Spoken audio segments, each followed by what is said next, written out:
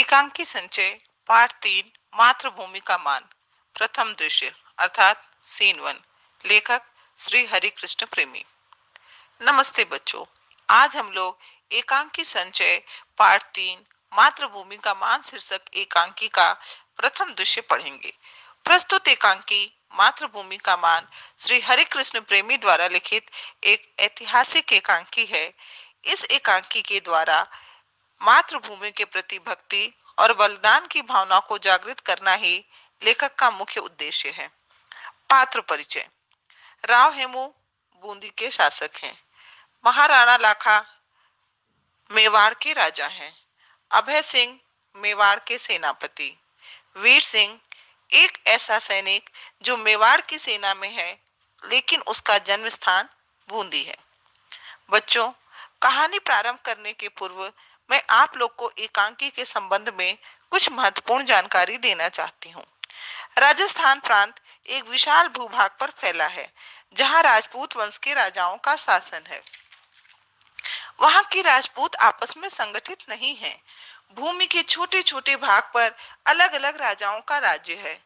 ऐसे ही दो प्रांत है, मेवाड़ के राजपूत सिसोदिया वंश और बूंदी के राजपूत हाड़ा वंश। मेवाड़ के शासक हैं महाराणा लाखा और बूंदी के शासक हैं राव हेमू। महाराणा लाखा की इच्छा है कि सभी राजपूत शक्तियां मिलकर संगठित होकर उनके अधीन रहें, जिससे कभी भी बाह्य आक्रमण हो तो वे वीरता के साथ उनका मुकाबला कर सकें।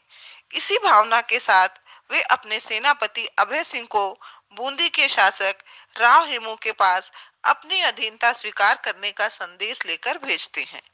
एकांकी का प्रथम दृश्य यहीं से प्रारंभ होता है। स्थान बूंदी के राव हेमू का महल।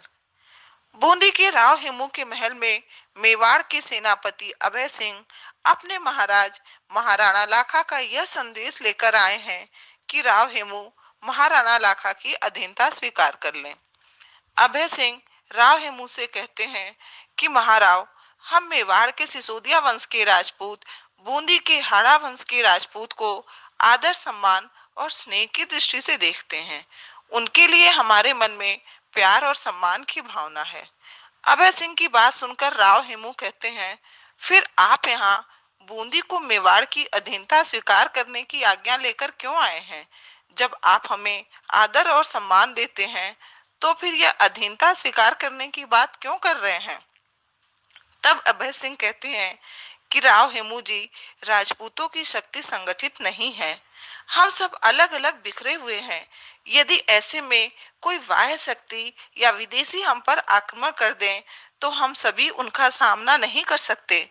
अतः इस बात की अत्यधिक आवश्यकता है कि हम सब किसी एक राजपूत राजा के अधीन हो, जिससे कभी भी उनका आक्रमण हो तो हम सब उस केंद्र की शक्ति के अधीन रहकर आपस में एकता से मिलकर उन बाह्य आक्रमणकारियों से युद्ध कर सकें, उनका सामना कर सकें।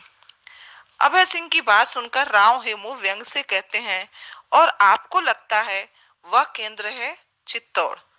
अभय सिंह कहते हैं, इसमें कोई संदेह है महाराव, चित्तौड़ का गत और गौरव फिर लौटा है। बच्चों, गत का अर्थ है बीता हुआ। गत गौरव अर्थात पुनः चित्तौड़ का गौरव लौट आया है।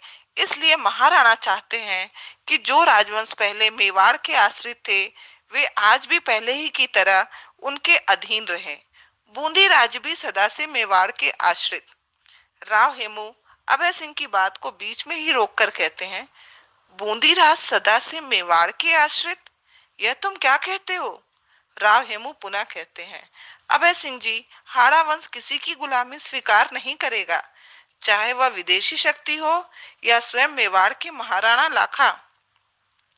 राव हेमू की बात सुनकर अभय सिंह कहते हैं, महाराव, आज इस बात की बड़ी आवश्यकता है कि सभी राजपूत शक्ति आपस में संगठित होकर रहे।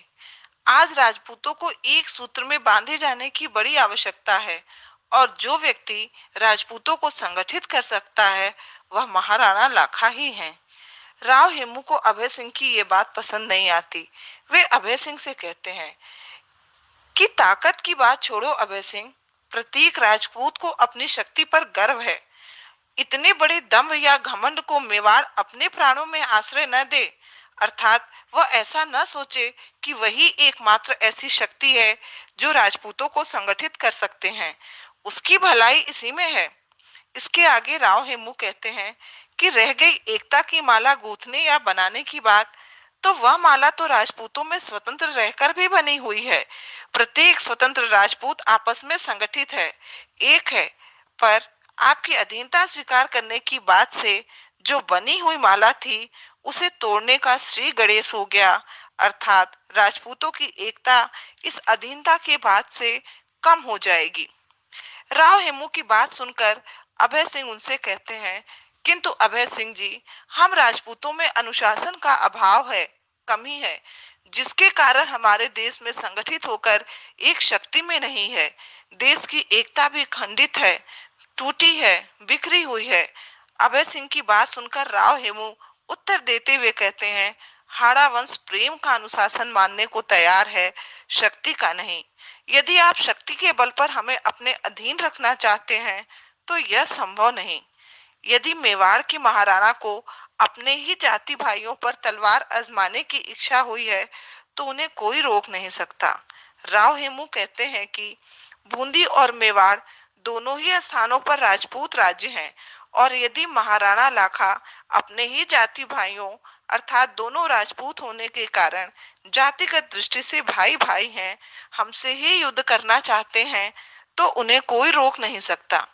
राव हेमू कहते हैं कि हाड़ा वंश बूंदी के राजपूत स्वतंत्र हैं, और स्वतंत्र रहकर वह किसी का भी आदर और सम्मान तो कर सकते हैं, लेकिन किसी की अधीनता या गुलामी स्वीकार नहीं कर सकते। अभय सिंह जी जब यह देखते हैं कि बार बार समझाने पर भी राव हेमू उनकी बात सुनने व समझने को तैयार नहीं, तब वह महाराणा लाखा की अधीनता भी स्वीकार नहीं करेंगे। वह राव हेमू से पूछते हैं, तो मैं जाऊं? राव हेमू आपकी इच्छा कहकर बात समाप्त कर देते हैं। प्रथम दृश्य समाप्त।